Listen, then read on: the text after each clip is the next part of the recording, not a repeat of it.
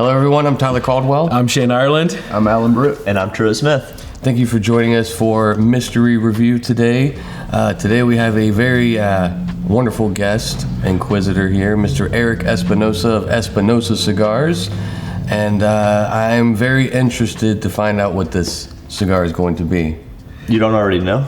I have an idea. Yeah, I have an idea. He has an idea before you know I that. figured you did. So Erik was here recently hanging with us. Very, very interesting person. Very wonderful dude. Very passionate person about the industry. He's like, the Espinosa family's been in it for like generations, right? Like, isn't he like the 5th generation or something like that? Or am I Well, we do have a wonderful interview video coming out with him soon where you get to learn a lot about his story, and everyone at home is going to learn about that story as well. No, he kind of started as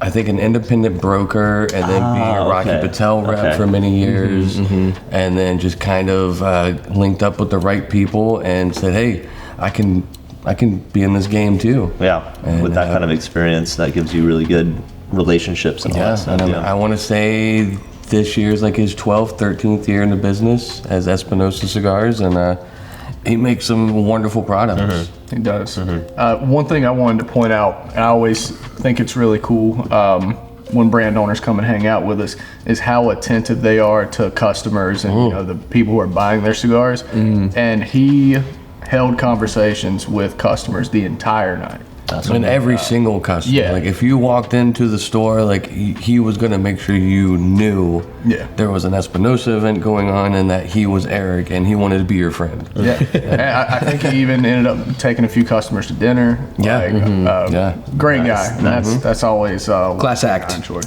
Yeah. This is really interesting so far. Pretty good cigar. This is really interesting Really good so cigar, far. yeah. I'm trying to decide because like Alan made an observation when we were like cutting and lighting that that it seemed slightly on the higher humidity side. Now it is June in South Carolina, so that's not crazy. Like we could leave these on our desks without any humidification for a week and they'd be fine. It would probably be even more moist than That's right. The humidor is actually to keep them dry. Yeah, no, usually this time of year we have to like air out the humidor every once in a while and stuff. No, the point is I'm trying to figure out if I feel like this is a little more freshly rolled or a little more, you see what I mean? It has some interesting complexity that suggests to me that either the components in it are super aged, but I'm not sure that I feel like this has sat around for a long time. That's just my initial impression. Yeah. No, we noted the cold draw was pretty like graham crackery, like cereal oats Super type of bready. Malty. It just had a malty is great. real carby feel. Real carby feel. Yeah, you're gonna want to hit the gym after. Yeah. No, You can't have this if you're on a diet. And it has a lot of those notes too. I mean, I don't know if it's just me, but like even some of that kind of sourdough bread vibe that I get from pipe tobaccos for sure. is in here. And a bit of like high notes, like some zest and Cedar. spice. Yeah, Cedar. definitely woody. It's interesting to me, at least. Not a lot of sweetness, but I'm getting a small amount of sweetness on the back end, like the after. You can feel it on the retrohale. Yeah, it's like a powdered sugar type of sweetness, as opposed to like dark chocolate type sweetness. Yeah, and I'll admit I'm definitely a novice when it comes to Espinosa's portfolio. I think I've had the Lorana, and that was a while. That was like when we first brought them on to Smoking Pipes. So I'm gonna be definitely in the weeds on this one, but this is killer. And I can only think of, like, when you haven't had a cigar before, you're not familiar with the brand, like you just have to compare it to other stuff you've smoked. This is reminding me of one of the cigars that made, I think it got the #1 spot, the Eleanor Rose. That's interesting. It's interesting. I haven't smoked that cigar in the Sereno Eleanor Rose. I haven't smoked that cigar in a minute, but this is calling to mind a similar flavor profile. Because it's got the woodiness and the creaminess and a little bit of that vegetal kind of vibe to it. And considering Eleanor Rose made our #1 spot, like that's high praise for this one. I would say if you want to go by comparison, this kind of gives me like a Tatuaje vibe. I don't know if it's like the Nicaraguan comparison. Interesting. But Yeah, what tobaccos does Espinosa use primarily? Do they have their own farms and stuff? Mostly Nicaraguan. He does use his own factory, La Zona, for a lot of things, but he also uses AJ Fernandez for a few things. Well, I mean, who doesn't use AJ? Yeah. Is that why you're using AJ too? My father. Yeah. Mainly my father. Yeah. Man, no, this does have like, this is almost a pointless observation, but this does have like early 2000s Nicaragua vibes to it.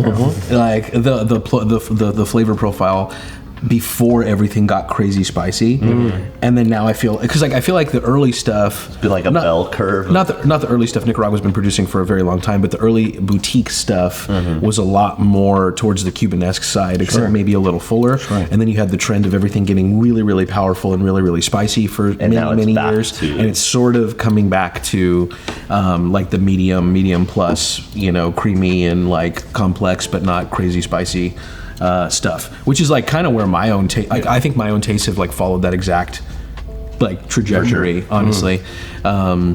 This is like, which I'm super happy about, just the industry wide, like I said, the current curve where things are becoming more mild, and it felt like 5, 6, 7 years ago, everybody just wanted to make a spice bomb. Who could make it was who can make the Carolina Reapers and the Ghost Peppers bodied cigar. Now everything seems to be a little more mild, mild medium, and man, it's we're lucky. It's like coffee too. Yeah, I find that that perspective interesting because obviously I'm the novice in the pipe world here, but I've always heard the ongoing thing is the hardest shape to make is like your standard classics. And I feel like a lot of the industry in the cigar world now is it's the same thing. It's the same factor. Like how can you make a mild cigar stand out? You know what I mean? That's true. Like a more mild cigar, a more nuanced cigar that still has enough flavor to be captivating.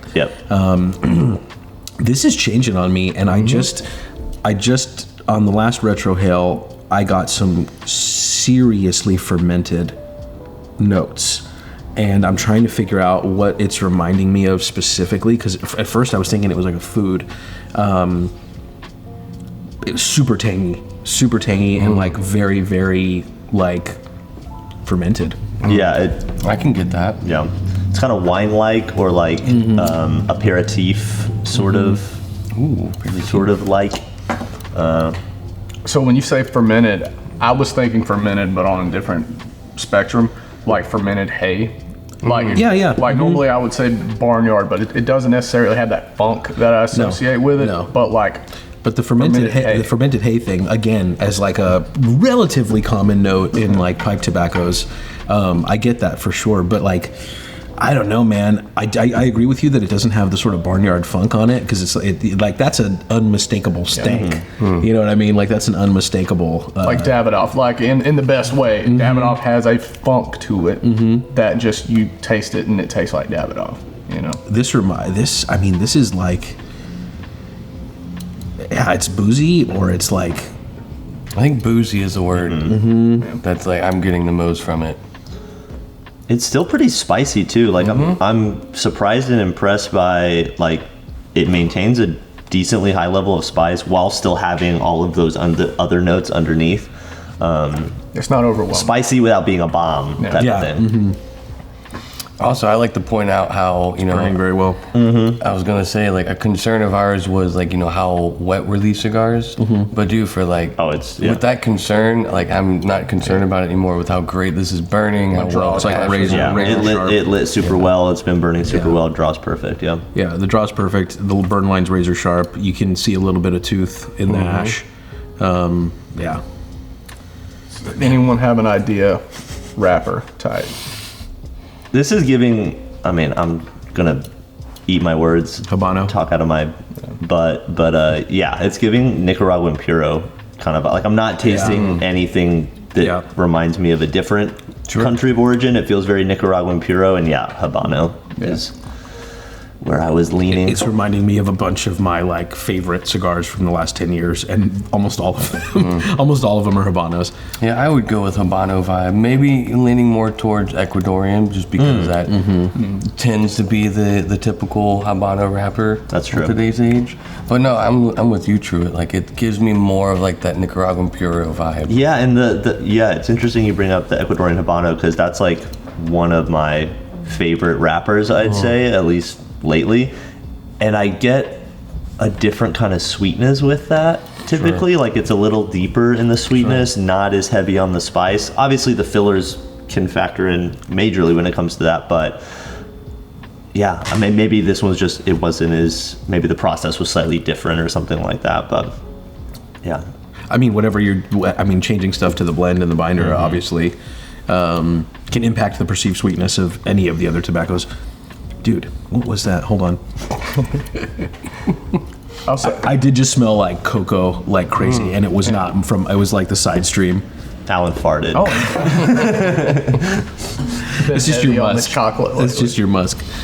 No, that side stream is definitely. It smells like dry Nesquik powder. Yeah. Like, it smells like, And or honestly, like instant like, hot chocolate. I was going to like point out earlier, I get that kind of like milk chocolate, like powder Nesquik flavor to this. Is the retrohale ramping up for anyone else? I felt like the spice. It's more intense. Yeah, it's way more intense. Still not overwhelming by any means, but It little tickles. nose. Yeah. Oh, that nose tickle, yep. I think there's Perique in here.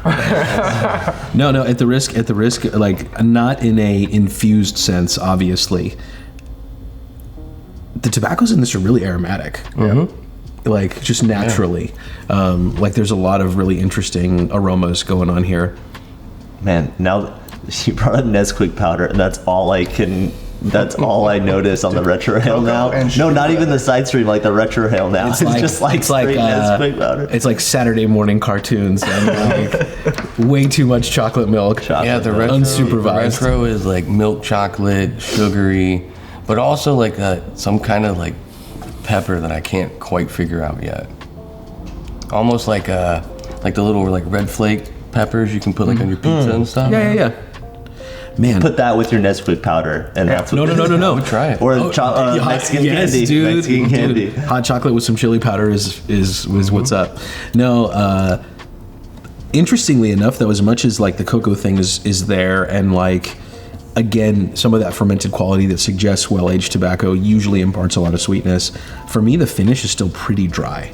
Yeah. Oh yeah. Like, for sure. like it's creamy, it's dense on the palate, but like I'm not getting a lot of sweetness in the finish. It's mostly vegetal woodiness, drier flavors. Yeah, I would say the body to the cigar is kind of like that dry chalkiness to it, which isn't a bad thing. Yeah, like some tobaccos you really notice it makes you salivate, and others it's more dry. This is on the drier side for sure. Very wine-like. I'm also getting a crazy shoe leather note. Like used shoes. Like cracking a fresh box of Jordans. I was thinking leather. Yeah, like shoe leather. Oh yeah. Oh, Jordan's are leather. Yeah, of course. Like a fresh pair of Crocs. Yeah. No, it's definitely like when people talk about, you hear a lot of the cedar note, the pepper note, and the leather note, kind of in many cigars. I would say when it comes to like woodiness and leather, this is like, if you want to know what those flavors are that people are talking about all the time, and done well. I've had cigars that are like leathery, but it's like too much. And like too much. I feel like I'm licking a shoe. And also too, I find excessively cedary or woody cigars to be sort of boring. Yeah. Like, I don't dislike it, but I find them to be not that interesting. With any flavor, you want it in moderation. You don't want it to be punched in the face by it. You want it to be there. It's good when it's there. Does anybody drink Nesquik in moderation? I'm not sure about that. That's true. Like, you can only overdo it. A little true move. Little true. That's my mill. That's my mill friend. That's true. It's a nickname. Is that where your wealth came from? Yeah. Your family money. No, it's well balanced and complex at the same time. You got a lot going on, but nothing's overwhelming, and that's a difficult thing to do, I'd imagine. Yeah, the blending on this is pretty stellar.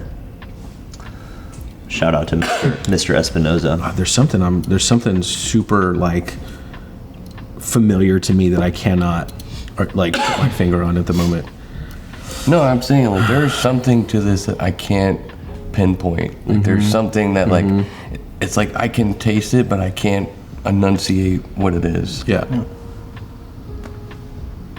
Shit, what is that? I almost said Play-Doh. Because I've said that The before salty, too. yeah. I've said that before too, like in the pipe tobacco and cigars, like that kind of like Play-Doh vibe. But it's somewhere in between, like the chocolate and like these sort of like. I mean, there's kind of a minerally, salty, minerally quality. I would even go as far to say like a salty pretzel. Dude. Yeah. Chocolate covered pretzels is like maybe exactly what I was looking for. Like, you know, like the bag of pretzels, you get like the stick ones, but they always put like the giant pieces of salt, and like you get that one out the bag that's like almost covered in salt. Imagine like an entire bag of those. Like, this is what this reminds me of. Yeah. This isn't something I recall saying on camera, but I've thought it a few times. I almost feel embarrassed to say this because it's weird. There's like an effervescent quality to it, Yeah. like a sparkling water. Honestly, I so we were talking about the dry Mineral finish. water. Yeah, like the mineral quality might be some of that, but we were talking about the dry finish. Honestly, I feel like if I put this down right now and like walked over there, I would not feel like I just smoked a cigar. Oh. Like my palate feels clean Yeah. still. Yeah, that's a good point. And even with like medium or light bodied cigars, you have a little bit of that like residual Yeah, that's right. like, flavor. Yeah, sure. It's very clean on But the palate. I seriously could like go over there and be like, I didn't smoke yet today, and feel like I had a completely fresh palate. Yeah, that's interesting. I don't know that That's- I've ever experienced that. That's definitely unique. It's a palate cleanser of a cigar. You're right. This is the cigar you smoke in between your other cigars. Oh man, it's getting rich. It's getting creamy. It's getting and rich. like dense. I think what I like about this cigar the most, and I'm sure we say this often in these versions of these videos, like this could be an all-day smoke. Like it's rich and medium and strong enough to where like you could have this after a meal, but it's not too strong where you couldn't have this with your cup of coffee, first cigar of the day. Yeah, this is really nice as the first cigar of the day. It is. For sure. So I was talking about the vegetal notes earlier. You mentioned the Eleanor Rose, and that's something that I always found really striking about that cigar is how pronounced the vegetal notes were. I swear to God, I just got like straight up cilantro. Like fresh cilantro. Like, and again, not sure that I've come across that before in any tobacco. I can say maybe a handful of times I have, but no, I can get that little remnants of that. Yeah. So let's talk about Espinosa's portfolio.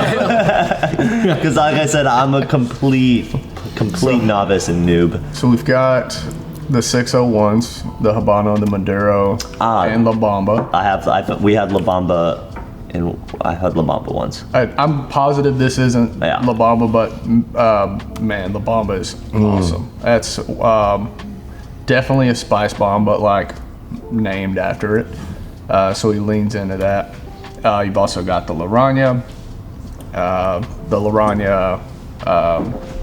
Azulejo, I think so, yeah. It's a newer release, just came out at the trade show. and the Oscuro I know there's Murcielago. Murcielago, which is also awesome, and definitely not this, but a crazy good cigar. I mean, you have the whole Espinosa, like Habano line, okay. the cremas, stuff like that. Oh, too. the Sumatra, just Sumatra, introduced. yeah. Sumatra's fairly new as well.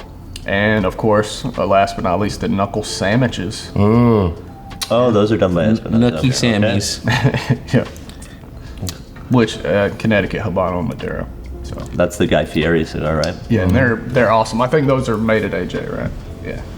What's the Habano line? Because we've kind of seemed all to be in agreement that this is a Habano wrapper. So you've got the 601 red is a Habano. the knuckle sandwich Habano, and There is just the Espinosa Habano. That's what I was asking. yeah, about. and the Espinosa Habano, which I think I've only smoked in the Lancero. I honestly don't know if I've tried the Espinosa Habano. But when you smoke as many cigars as I do, it's really hard to Tend to remember. forget It's them, yeah. likely, it's more likely than not that you have. That you have had it, yeah. I just started tasting Almond Joy, That's a tasty taste. like straight up. little coconut. Coconut, chocolate, nuts. Shane's just in his own little world over there. Like, I have nothing to contribute to this except the esoteric flavors that. This is like a very nostalgic cigar for me somehow. Like, tastes like the. like Grandma used to make. Yeah, exactly. Like my grandma used to roll. That would be an awesome tagline. Yeah. Like Grandma used to roll. Yeah. That'd be awesome. Like Grandma. I mean, there's a lot of grandmas out there that used to roll cigars. Probably, yeah, for sure. For sure. We might need to copyright that. Yeah. Let's get a trademark on that immediately. Like grandma used to roll. No, seriously though, like this is like weirdly nostalgic for me, both from like a smoker perspective and like a human perspective. I have no idea what it is. I'm just waiting for there's Tyler to say there's something. some vanilla notes in there. It's good. It's so transitional, so complex. And yet somehow it's like got a common thread the whole way through that Yeah. keeps it like relatively I consistent. think it's those, don't know what that those is. vegetal notes are staying Yeah. like consistent Yeah. through it out, And but the woodiness. they're never coming to the forefront necessarily. But yeah, And to circle back to how Grandma used to make them, it just feels like an old school cigar. It does. Yes. Yeah, it does. Like, and I'm not trying to diminish what it is by saying this, but it's what a cigar should taste like. Like, if I think cigar, you this want every profile. cigar to taste like this? Literally. Literally. I mean, this It just tastes classic. Yeah, it does. It does taste classic. It tastes like. Is it the Cuban vibe to it? Well, I Like was we just- kind of talked about the early 2000s Nicaraguan stuff, looking at Cuban cigars, and I kind of can see that. Oh Jesus! I was just gonna say, okay, 2 Cuban comparisons, just for funsies, because I typically don't love those comparisons anyway. When you maybe 15, 20 years ago, when you had a box of Cuban Montecristos that like really hit and were like really well made, that kind of reminds me of this a little bit. But then I started thinking about it, and actually this reminds me a lot of the Asian Pacific exclusive Por Larrañaga Robusto, which I smoked a decent amount of because I had a homie that hooked it up, and they That is were very specific. amazing. Yeah, It's super specific, I know, but it does remind me of that cigar. Cannot relate, but I believe you. Yeah, I'll see if I can dig one up. I was going to go what Monte year was the Cristo. box? Oh God, I don't know. Yeah, that's the question. I started smoking them probably. It was probably like 10 years ago or 8 years ago or something like that. So it probably been sitting for a bit before that. Yeah. And I've smoked a few over that stretch of time, but yeah, no, this is. But if you have any experience with Cuban cigars, this definitely leans more towards that Monte Cristo vibe than the like Cohiba, super floral, little on the milder side area. Yeah, like honestly, if we didn't have the context clue of like who gave us this cigar, Right. I'd kind of be struggling right now with guessing maybe where it was made. Yeah, 100%. I don't think it's super clear that this is like a Nicaraguan cigar. It has like Dominican vibes to it. Yeah. It has Nicaraguan vibes, obviously. Yeah. Like it's not obvious. I get that same thing from my father, though. Kind of like Tyler made the comparison that reminds you of Tatuaje. I get that same thing from my father, where they just don't taste like typical Nicaraguan cigars. Yeah, Sure. Yeah. Like we got fooled. It's been a while now, a year or two, when McElhaney chose the Tatuaje Black. Oh yeah. We all said it was Honduran. Yeah, that's right. Oh, yeah. That's right. And that's a Nicaraguan Puro. You know what? Too on the My Father like thread or whatever. Have you ever smoked a super old Don Pepin Blue, No, I haven't. dude? Like this has I could see that. similar vibes. No, on that note of Nicaraguan, like I feel like talking back to what we were talking about with they started off kind of more mild and then became super spicy, and that kind of became the reputation for Nicaraguan tobacco for a while. And I still, in my head, when I think Nicaraguan tobacco, I'm like, oh, there's going to be a lot of spice, and there typically is.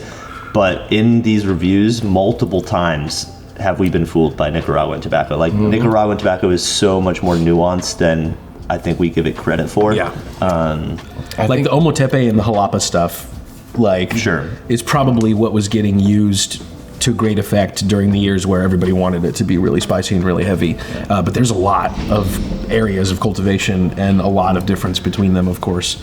And then how the tobaccos are processed makes a big difference. You know, I kind of want to point out too, like, I know when we first lit up and everything, there was that concern of like freshness of the tobacco. The further I smoke this, the more aged it tastes. Yeah, no, that's true. That's true. I was basing that off of almost only the moisture level and the light, the initial light. Oh shit, I just tasted something else crazy. What was that? You got this. It's more candy. Well, Grape Jolly Rancher. no. I'm kidding. Watermelon. Oh, touching back to our mystery review from last month, I finally got my hands on Squadron Leader with Palate. That's right. Thank you to some special customers. I told Truett, straight up reminded me of Grape Jolly Ranchers. Like on the, That's like wild. cold draw. It's wild. Grape Jolly Ranchers, man. Okay. Insane. Yeah, I guess that's the Perique. Maybe. It was funky. It's been a while, but marzipan for sure.